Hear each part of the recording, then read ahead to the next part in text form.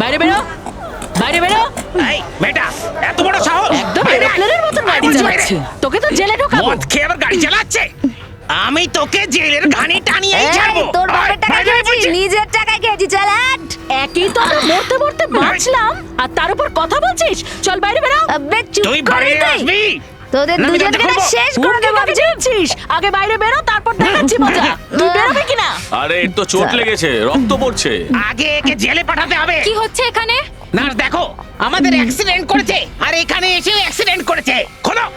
আরে এ তো অজ্ঞান হয়ে গেছে। হোয়াট বয়, তাড়াতাড়ি স্ট্রেচার নিয়ে এসো। এটাকে খুলুন, আরে দরজা খোল। খুলুন এটাকে, ভেতর থেকে লক দেখছি তো। খুলুন তাড়াতাড়ি, না হলে মরে যাবে। এই মেয়েটা, তুই কি দরজা খুলবি? নার্স, তাড়াতাড়ি এর চিকিৎসা করো। একে পুলিশ স্টেশনে নিয়ে যেতে হবে। এর জন্য তো আজকে মরেই যাচ্ছিলাম।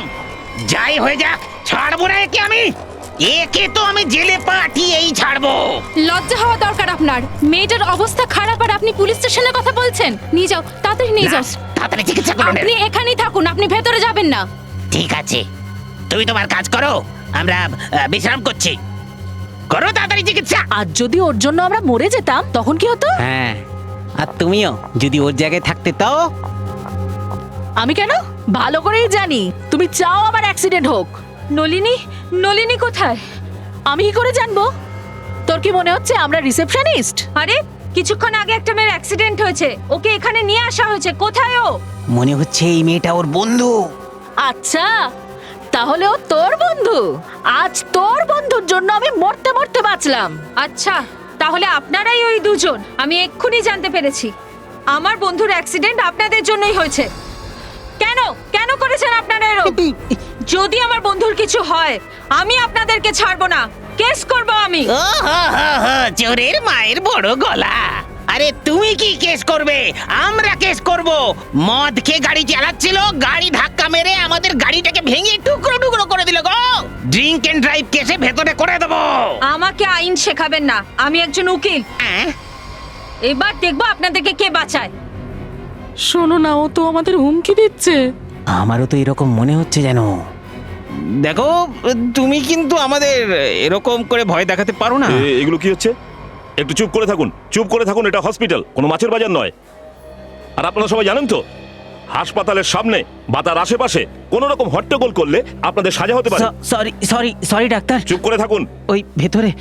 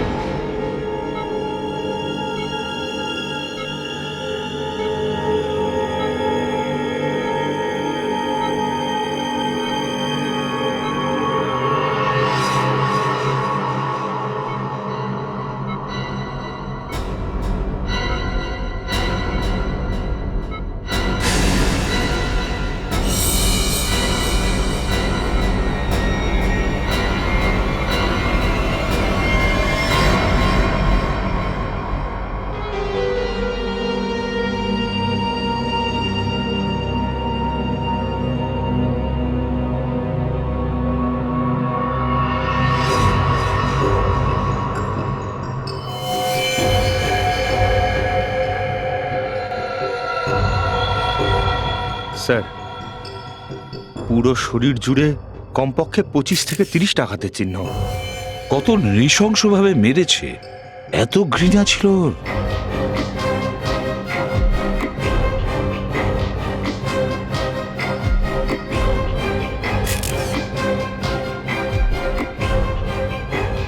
কোনো পুরনো শত্রুতা হবে স্যার।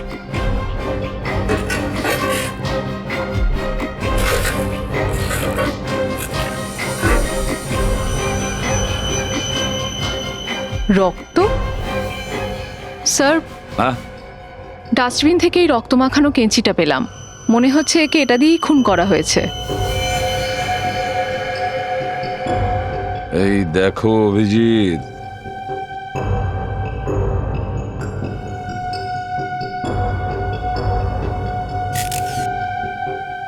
হসপিটালের ডাক্তারদের মত অনুযায়ী 5-6 ঘন্টা আগে খুন হয়েছে, হয়তো রাত 2 থেকে 3টের সময়।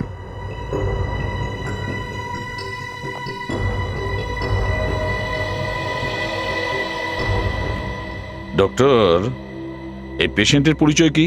স্যার এখানকার একজন বড় ব্যবসায়ী দেববাবু, ওনার ছেলে রাকেশ 2 দিন আগেই এখানে অ্যাডমিট হয়েছে। কি হয়েছিল ওনার? কিসের ট্রিটমেন্ট চলছিল? ফুড পয়জনিং, আর আস্তে আস্তে ভালো হচ্ছিলেন। আজকে তো আমরা ওনাকে ডিসচার্জও করে দিতাম। আচ্ছা, কে খুন করতে পারে আপনি কিছু বলতে পারবেন? না স্যার, শেষবার একে আপনি কখন দেখেছিলেন? প্রায় রাত্রির 11টার সময়, যখন আমি ফাইনাল রাউন্ড আপের জন্য এখানে এসেছিলাম। তখন তো সব ঠিকই ছিল, রাকেশ ওষুধ খেয়ে বিশ্রাম করছিলেন, আর ওনার মাও ছিলেন এখানে ভেতরে সোফাতে। এইখানে? আগে ওর মা এখন কোথায়? ওই তো ওখানে স্যার, বাইরে বসে আছেন।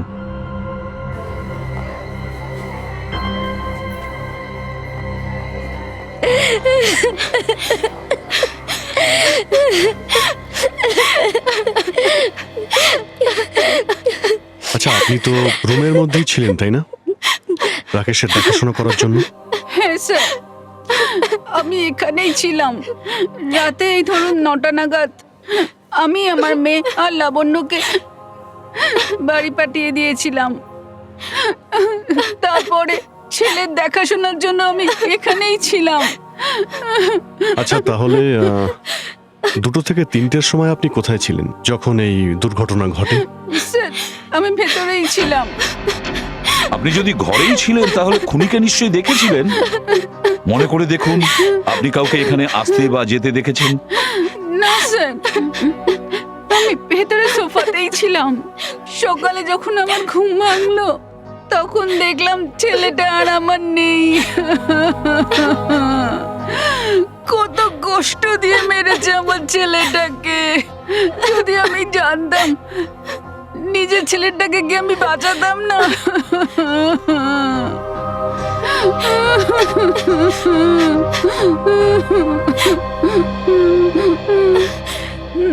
অভিজিৎ, এটা কিভাবে সম্ভব? রাকেশকে কেউ খুন করছে আর ওর মা ঘরেই ছিল, কিছু জানতে পারলো না? আর যখন রাকেশকে খুন করা হচ্ছে তখন সে নিশ্চয়ই হাত পা ছুঁড়েছে, চিৎকার করেছিল। কিছু তো নিশ্চয়ই শুনবে ওর মা। ওর মা এতটাই গভীর ঘুমে আচ্ছন্ন ছিল যে উনি কিছু জানতেই পারলেন না। এমন ঘুমোচ্ছিলেন যেন ওনার খাবারের সঙ্গে কেউ কিছু মিশিয়েছিল। অভিজিৎ, এখানে আমার কিছু গোলমাল লাগছে, কিছু না কিছু গোলমাল আছে। আচ্ছা ডক্টর, একটা কথা বলুন, আপনি কি কালকে হসপিটালে কোনো অদ্ভুত ঘটনা ঘটতে দেখেছিলেন? মানে কোনো অদ্ভুত লোক বা অদ্ভুত ঘটনা কিছু ঘটেছিল? স্যার, কাল হসপিটালের বাইরে একটা অ্যাক্সিডেন্ট ঘটেছিল। একটা মেয়ে গাড়ি নিয়ে হসপিটালের দেওয়ালে ধাক্কা মেরেছিল, আর ওর মাথায় অনেকটা চোট লেগেছিল।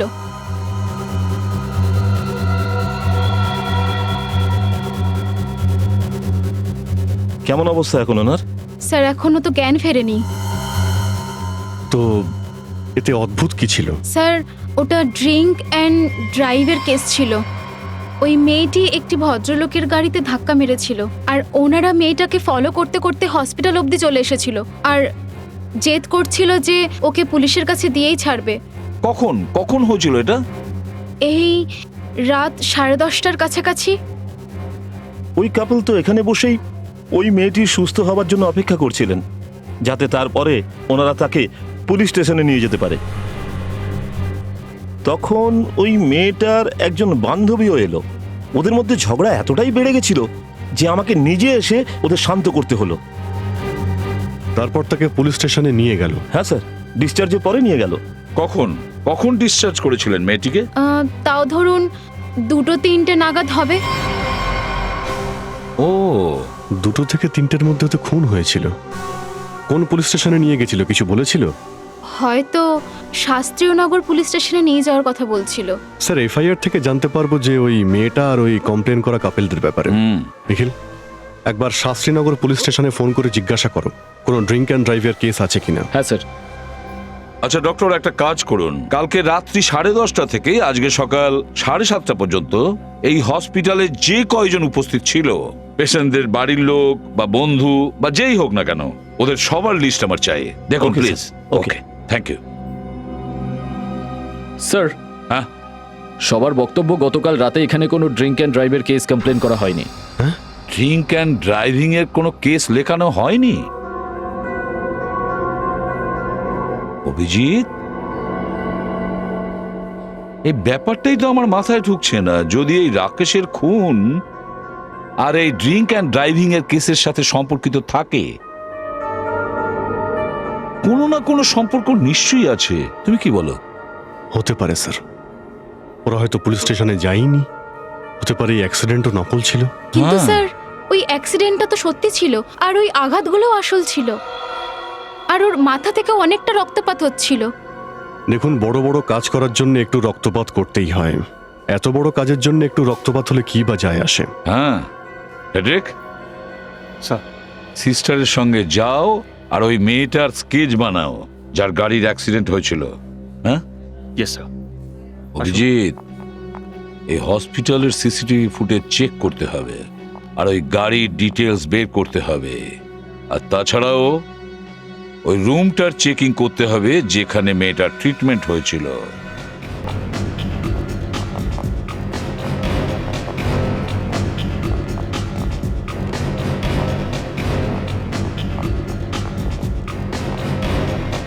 আসুন স্যার।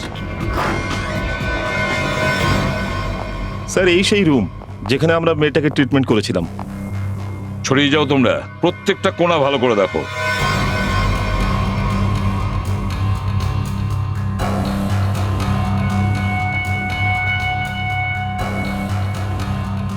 স্যার, হ্যাঁ, একটাও প্রমাণ আমরা হাতে পেলাম না। স্যার, ওই মেয়েটার কোনো জিনিসপত্রও পেলাম না এখানে। স্যার, ওদিকেও কিছু পেলাম না। কিচ্ছু পাওয়া যায়নি। আর আমরা তো এটাই ভেবে এগোচ্ছি খুনি হয়তো একটি মেয়ে। ধরে নিলাম খুনি একটি মেয়ে, তাহলে ও এখান থেকে, এই ফার্স্ট ফ্লোরের রুম থেকে সেকেন্ড ফ্লোরের রুমে কিভাবে গেল, কিভাবে যেতে পারে? এই রুমটাই ফার্স্ট ফ্লোরের, এখানেই মেয়েটার ট্রিটমেন্ট করানো হয়েছিল। খুন হয়েছিল সেকেন্ড ফ্লোরে, তাহলে ওই খুনি সেকেন্ড ফ্লোরে পৌঁছলো কিভাবে? কিভাবে পৌঁছলো?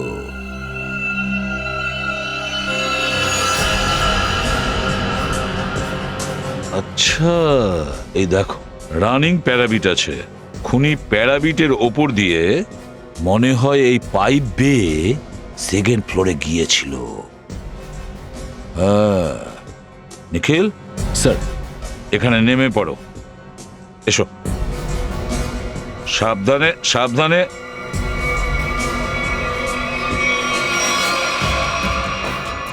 নিখিল, সাবধানে।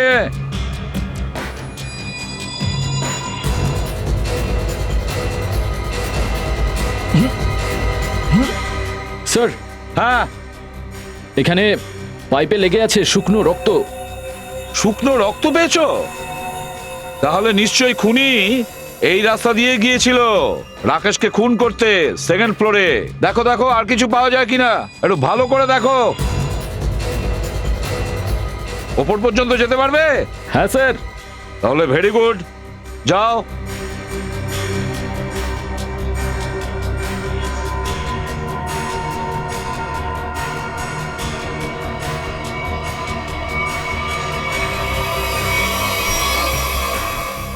এখানে স্যার ঘষার দাগ দেখছি, আর এখানে চামড়াও লেগে রয়েছে। এমন মনে হচ্ছে কেউ ঘষা খেয়েছে। আচ্ছা, ঠিক আছে।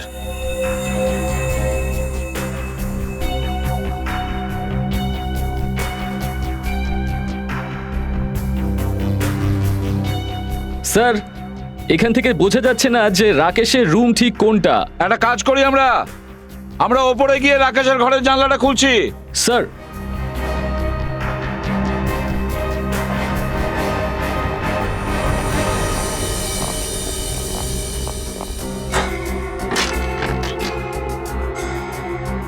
নিখিল, সাবধানে, স্যার। তাড়াহুড়ো করো না।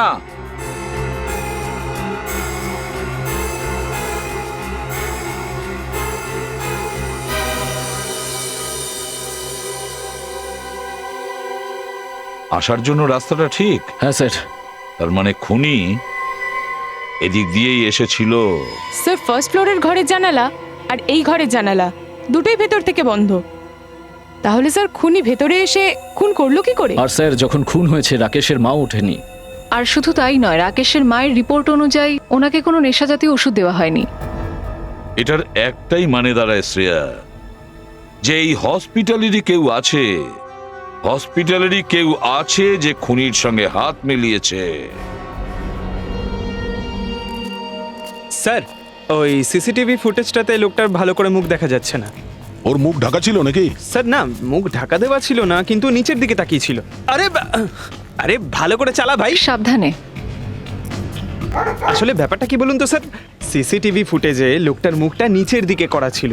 আমার মনে হয় জানতো যে ক্যামেরা কোথায় লাগানো আছে। ওই ফুটেজে গাড়ির নাম্বারটা তো দেখেছো? হ্যাঁ আছে স্যার। একটা কাজ করো, ওই গাড়ির ডিটেলসটা বার করো। স্যার, ওই গাড়ির ডিটেলসটা। আমি আমার পুরো ডিটেকটিভ বুদ্ধি খাটিয়েছি স্যার, গাড়ির সব ডিটেলস আছে আমাদের কি কাছে। ব্যাপার, মাঝে মাঝে তুমি ভুল করে ঠিক কাজটা করে ফেলো। হ্যাঁ? স্যার, এটা তো অভিজিৎ স্যার আছেন বলে আমাদের কাছে এত ইনফরমেশন আছে, না হলে এ তো গাড়ির বনেটেই আটকে থাকে। আরে এসব বলার কি দরকার? শ্রেয়া, কি নাম ওই কাপলের যারা ওকে ফলো করছিল? স্যার, লোকটার নাম গবরু, আর ও নিজের কোনো মেকানিক বন্ধুর সাহায্যে ওই গাড়ি ভাড়ায় কোন নেয়। ঝুপড়িতে থাকে ও? স্যার, বাড়ি নম্বর 420। 420? হ্যাঁ হ্যাঁ স্যার। যেমন কাজ তেমনই ঝুপড়ির নাম্বার। দাদা, আগে আচ্ছা গাবরু কোথায় থাকে? স্যার, ও তো রামলীলাতে আছে। ওই সামনে? আগে হ্যাঁ।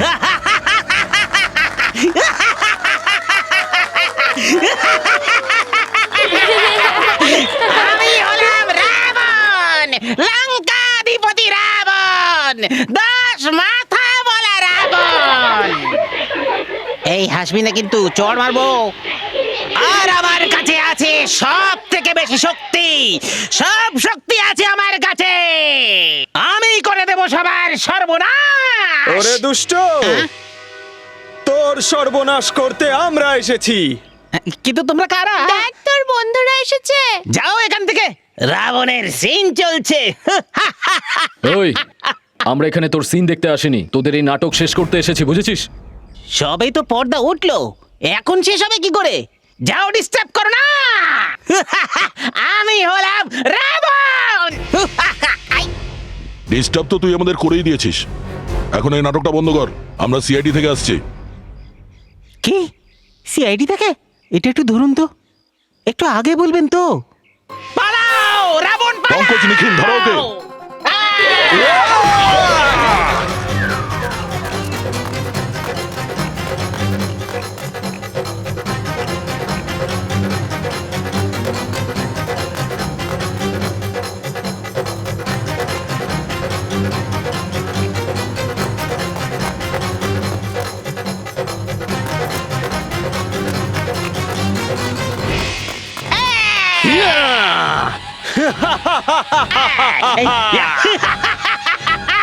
এসো, যুদ্ধের জন্য তৈরি হয়ে যাও।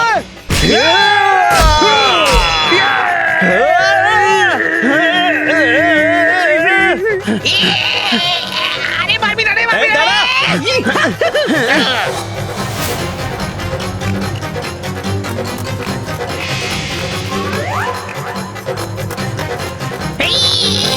আরে ছাড়, আরে ছাড়, আরে আমি তোর মানু মামা, ছেড়ে দে। সিআইডি আমার পেছনে আসছে। আচ্ছা দে, ধর ধর।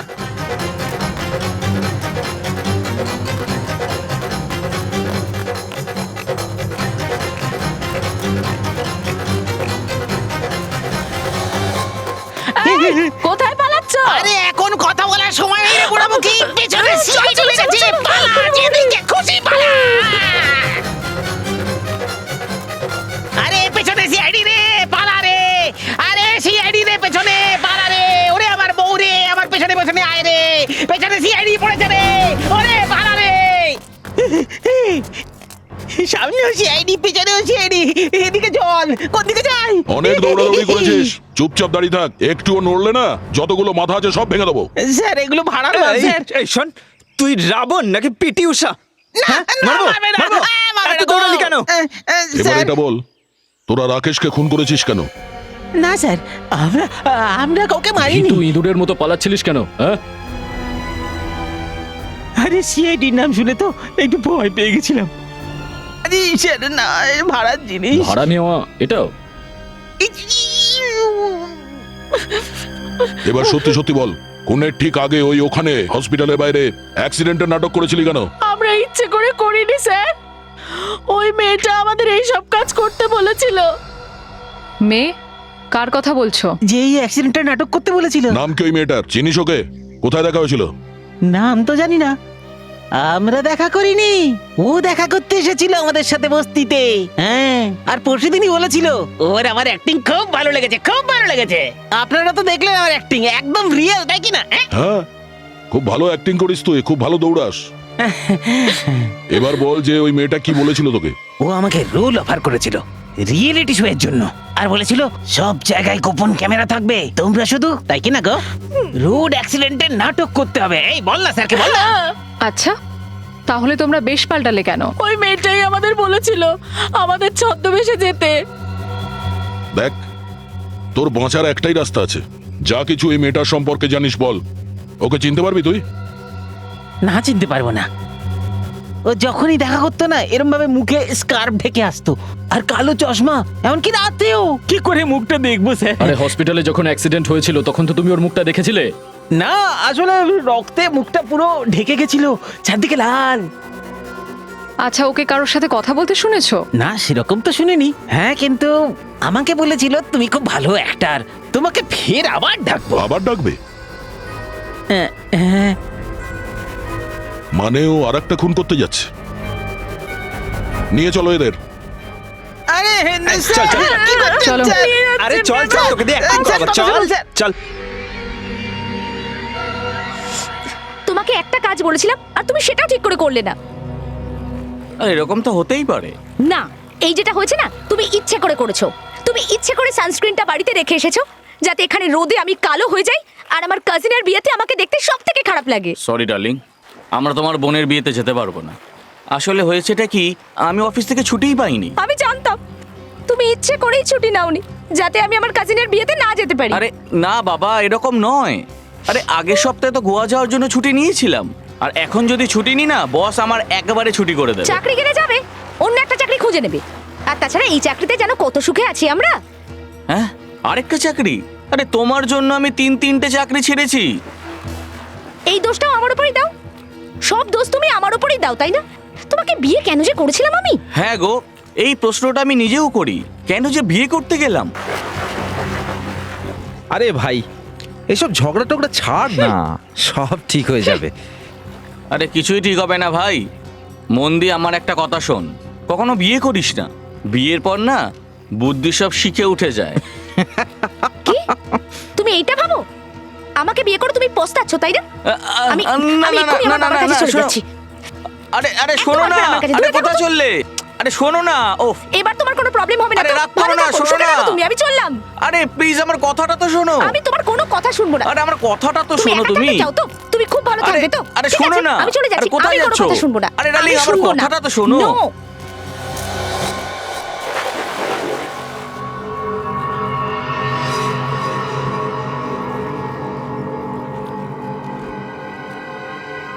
তুমি তুমি বেঁচে আছো? এটা তো ওরই আওয়াজ না? চলো চলো।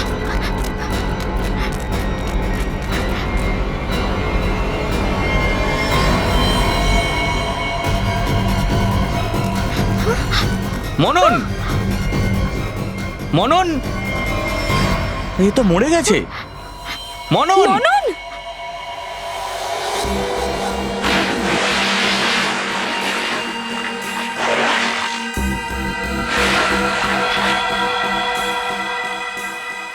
দয়া, গলায় ফাঁস লাগিয়ে একে মারা হয়েছে। গলার ওপর দড়ির দাগ এত গভীর যে মনে হচ্ছে অনেক প্রেসার দিয়ে একে মারা হয়েছে। ডক্টর, এর শরীরে আর কোনো চিহ্ন, কোনো ফিঙ্গারপ্রিন্ট যার থেকে খুনির ব্যাপারে জানা যাবে? না দা, খুনি খুব চালাক, ও কোনো সূত্র রেখে যায়নি, কিন্তু তবুও আমার মনে হচ্ছে প্রথমে একে সামনে থেকে ধাক্কা দেওয়া হয়েছিল আর তারপর একে সামনে থেকে দড়ি পেঁচিয়ে মারা হয়েছিল। আমি তোমায় দেখাচ্ছি। যদি এই দড়িটাকে কেউ গলার ওপর রেখে পেছন দিক ধরে টানে, তখন এই দাগটা এইদিকে ওপরের দিকে আসবে এইভাবে। আর যদি কোনো মানুষ এই দড়িটাকে সামনের দিক থেকে গলায় পেঁচিয়ে ধরে খুব প্রেসার দিয়ে, তখন এই দাগটা সিধে আসবে। আর এই দাগটা দেখে মনে হচ্ছে যে সামনের দিক থেকে চাপা হয়েছে। দেখো, সোজা আছে, ওপরের দিকে নয়।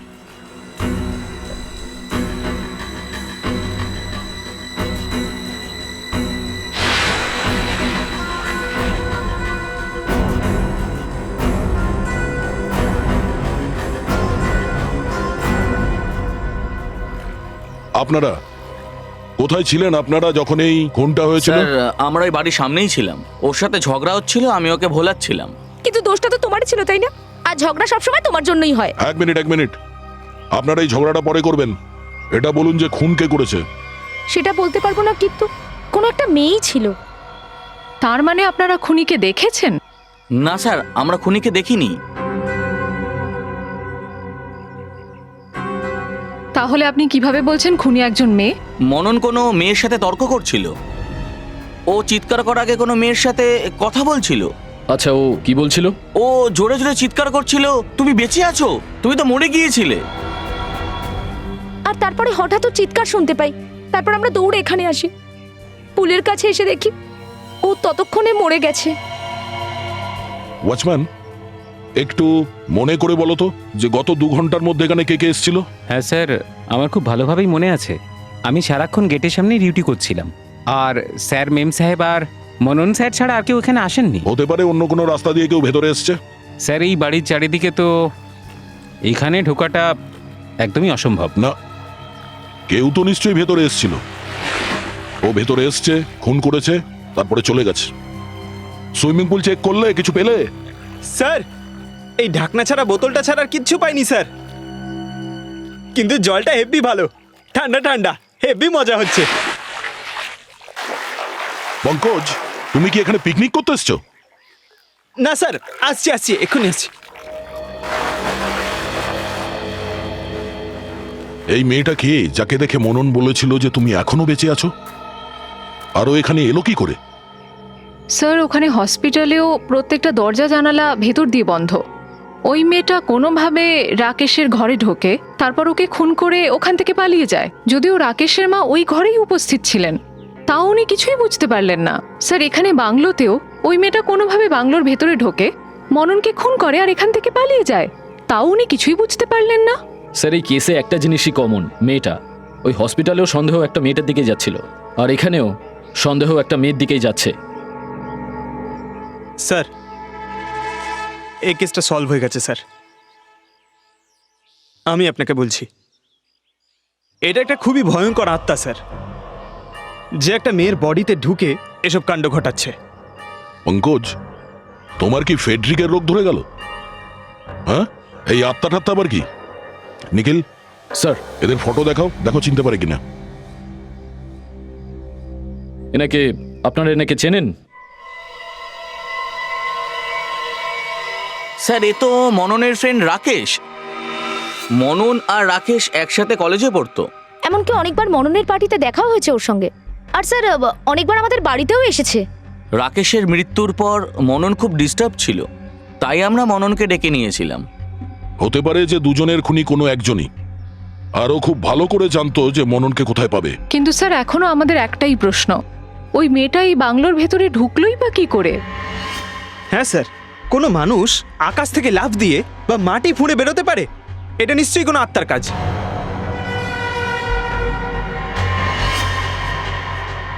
হ্যাঁ, মাটি ফুঁড়ে তো আসতে পারে। দেখো তো এখান থেকে বাইরে বেরোনোর জন্য মাটির তলা দিয়ে কোনো রাস্তা আছে কিনা। স্যার,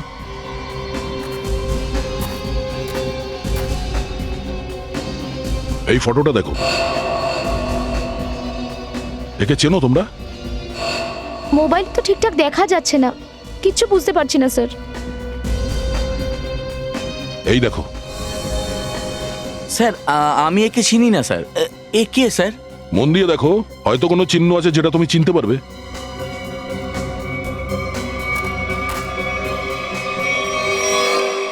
স্যার, হ্যাঁ, কি হয়েছে? স্যার, এই ম্যানহোল। খোলো এটাকে। ও, তো এটাই হলো ওই খুনির আসা যাওয়ার রাস্তা। খুনি এখান থেকেই এসছে, ওর সব জানা ছিল কোথা দিয়ে ভেতরে আসতে হবে আর খুন করে কোথা থেকে পালাতে হবে। একটা কাজ করো, দেখো এই রাস্তাটা কোথায় গিয়ে মেশে। রাকেশকে হসপিটালে খুন করা আর মননকে সুইমিং পুলে গলা টিপে হত্যা করা, এই দুটো খুনের মধ্যে কোনো না কোনো কানেকশন নিশ্চয়ই আছে। কেউ প্রতিশোধ নিচ্ছে। হ্যাঁ স্যার, 7 বছরের পুরনো প্রতিশোধ। কি 7 বছর আগের প্রতিশোধ? হ্যাঁ স্যার। স্যার, এই দুজন যে মারা গেছে, রাকেশ আর মনন, এরা 7 বছর আগে জুলি টেকনিক্যাল কলেজে দেখা করেছিল এবং খুব তাড়াতাড়ি এরা দুজনে বন্ধু হয়েছে। আর সেই বছরই একটা ঘটনা ঘটেছিল স্যার। সেটা কিরকম? স্যার, একটা কার রেসিং কম্পিটিশনে কার অ্যাক্সিডেন্টে একটা ছেলে আর মেয়ে মারা গেছিল স্যার। আর ওই কম্পিটিশনে এই রাকেশ আর মননও ছিল এবং ওই কম্পিটিশনটা তারা জিতেও ছিল। কিন্তু স্যার, ওই ঘটনার সাথে এই দুজনের মৃত্যুর কি সম্পর্ক আছে?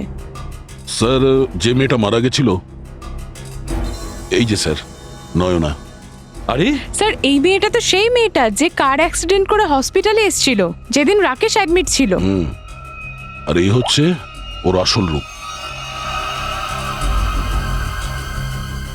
স্যার, আমি এই মেয়েটার ছবি দেখিয়ে গবরুত থেকে কনফার্ম করে নিয়েছি। আর ও বলেছে যে এই সেই মেয়ে যে ওকে টাকা দিয়ে নাটক করার জন্য বলেছিল। আর ওই নার্সও এই মেয়েটাকে ট্রিটমেন্ট করেছিল। তাহলে মেয়েটি 7 বছর আগে মারা যায়নি? স্যার, ওই অ্যাক্সিডেন্টে একটা ছেলে আর মেয়ে মারা গেছিল। আর পোস্টমর্টম রিপোর্ট আর ফিঙ্গারপ্রিন্ট থেকে এটাই কনফার্ম হয়েছিল। তাহলে এই মৃত মেয়েটা বেঁচে কি করে উঠলো? জয়ন্তী, এই মেয়েটা বেঁচে ওঠেনি।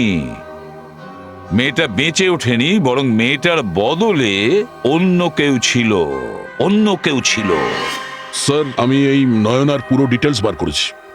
এই পৃথিবীতে ওর কেউ নেই, ও অনাথ ছিল। তাহলে দয়া এই প্রতিশোধটা কে নিতে পারে? স্যার, ওই কার রেসিং কম্পিটিশনে রাকেশ আর মননের একটা বন্ধুও ছিল, বিক্রান্ত। একজন বন্ধুও ছিল? তাহলে দয়া, আমার মনে হয় যে এই প্রতিশোধ নিচ্ছে সে এর উপরেও প্রতিশোধ নেবে। ওর জীবনের ঝুঁকি আছে দয়া, ওকে খুঁজে বের করতেই হবে। খুনি নিশ্চয়ই ওর কাছে যাবে, প্রতিশোধ নিতে নিশ্চয়ই যাবে।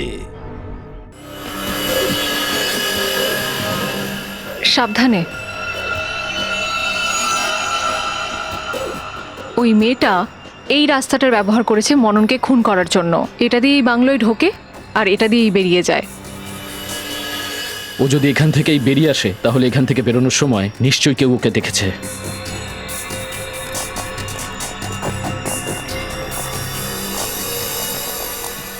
আরে শুনুন দাদা, এই এই মেয়েটাকে দেখেছেন?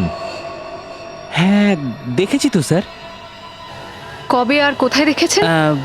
ম্যাডাম দেখুন, আমি দোকান ছেড়ে কোথাও যাই না, সারাদিন এখানেই থাকি। তার মানে এখানেই দেখেছি নিশ্চয়ই। আচ্ছা, উনি কোন দিকে গেছেন কিছু জানেন? এই তো সামনের মোড় থেকে উনি বাবলু ট্যাক্সিতে করে গেছেন। বাবলুর ট্যাক্সিতে? কটার সময়? 10টা সাড়ে 10টার সময় হবে ম্যাডাম। মননের খুন হয়েছিল সকাল 9টার সময়। আর ক্রাইম সিন থেকে এখানে পৌঁছতে কম করে 1 ঘন্টা লেগেছে। তো আমাদের সন্দেহটাই ঠিক। দাদা, এই বাবলু ট্যাক্সিওয়ালার মোবাইল নাম্বার আছে আপনার কাছে?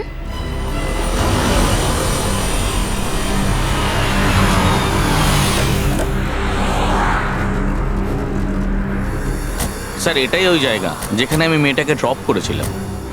এখানে? হ্যাঁ স্যার। এটা তো অনেক বড় জায়গা। এখান থেকে ওই মেয়েটা কোন দিকে গেছে কিছুই বলা যাচ্ছে না। একটা কাজ করি, মোবাইল কোম্পানি থেকে খোঁজ নিয়ে দেখি এই এলাকার থেকে সকাল 10:30 থেকে 12টার মধ্যে শীতলনগরে কতজন এসেছিল, কতগুলো মোবাইল ট্রাভেল করেছে। সাসপেক্ট তাদের মধ্যেই একজন হবে। ঠিক আছে, তোমরাও ওই মেয়েটার ফটো সবাইকে দেখিয়ে জিজ্ঞাসাবাদ করো যে 2-2.5 ঘন্টার মধ্যে ওকে কেউ দেখেছে কিনা। হ্যালো,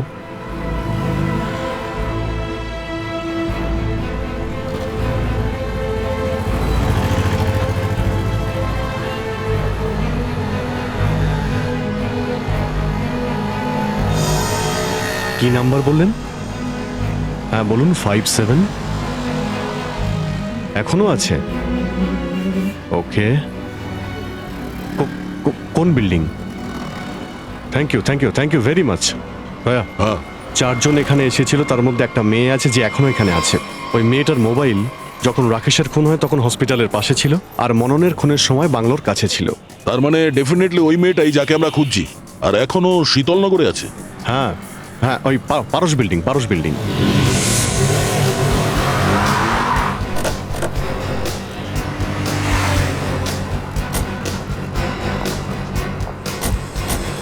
এ ভাই শোনো,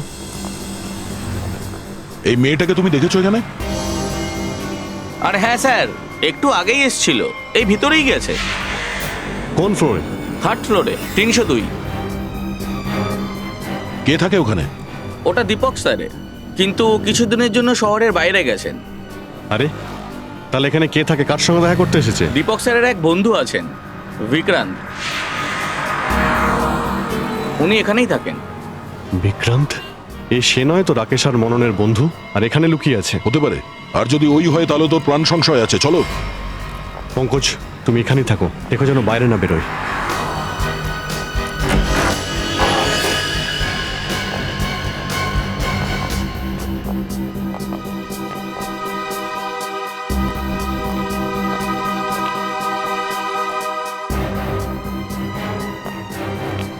এখানে তো কেউ নেই।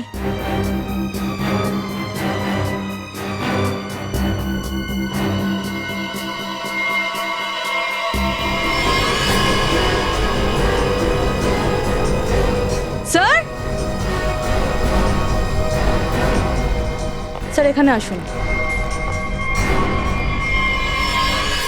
এ তো বিক্রান্ত মারা গেছে। স্যার, ওই মেয়েটা আরো একটা খুন করে আর আবার উধাও হয়ে যায়। এত তাড়াতাড়ি পালাতে পারবে না। ওয়াচম্যান তো বললো একটু আগেই উপরে এসেছে। বিল্ডিং এই কোথাও আছে ও। নিচ থেকে তো আমরা উপরে এসেছি।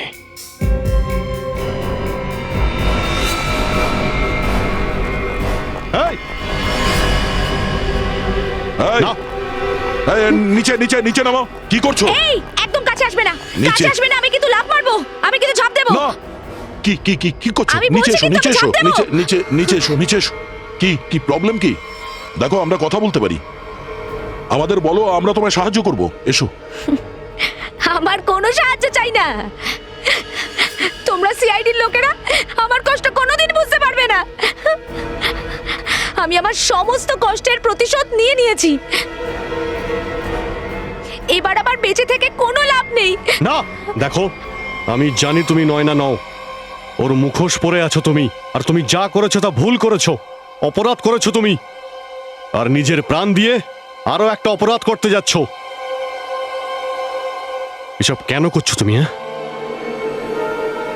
কে তুমি?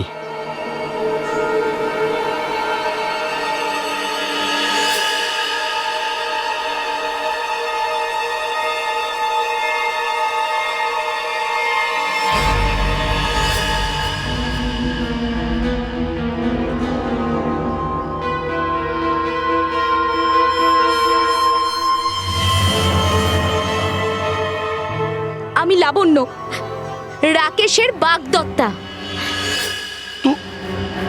তুমি নিজের হবু বরকেই খুন করে দিলে? খুন করিনি আমি, খুন। শাস্তি দিয়েছি আমি, সেই দোষের শাস্তি যেটা আইন ওকে দিতে পারিনি। রাকেশ আমার দাদা আর ওর গার্লফ্রেন্ডকে খুন করেছিল নিজের 2 বন্ধুর সঙ্গে মিলে। সেই জন্য আমি ওদেরকে খুন করে দিয়েছি।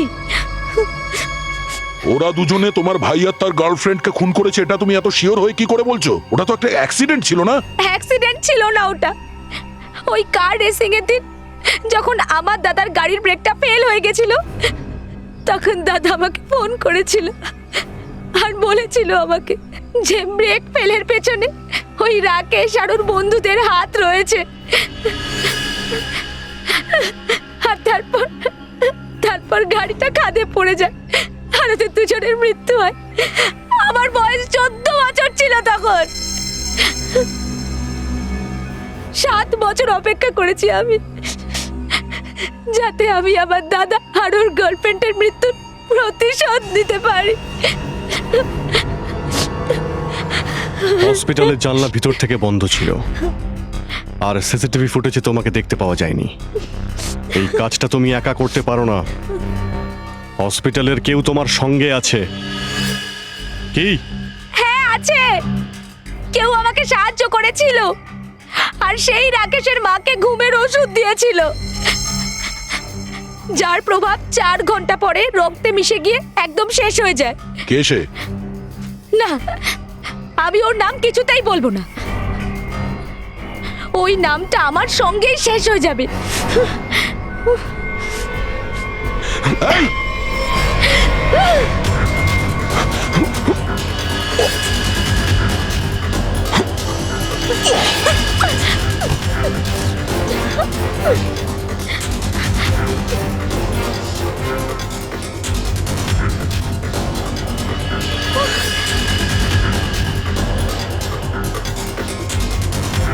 ছাড়তে থাকো, আস্তে আস্তে।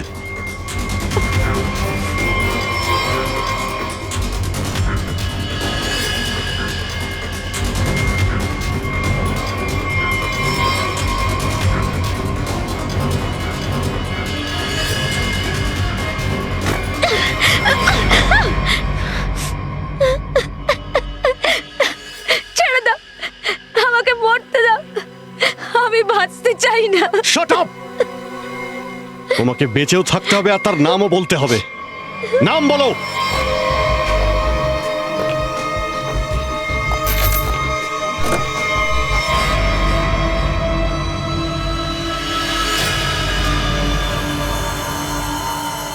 আরে ডাক্তারবাবু, কোথায় যাচ্ছেন? তাও একা একা? সিআইডি? আরে মশাই, এত টেনশন কেন নিচ্ছেন?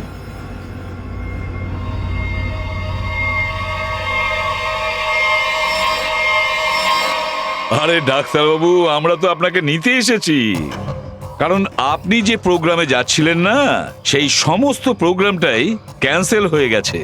আপনার প্রোগ্রাম এখন আমাদের সঙ্গে, তাও জেলে বসে।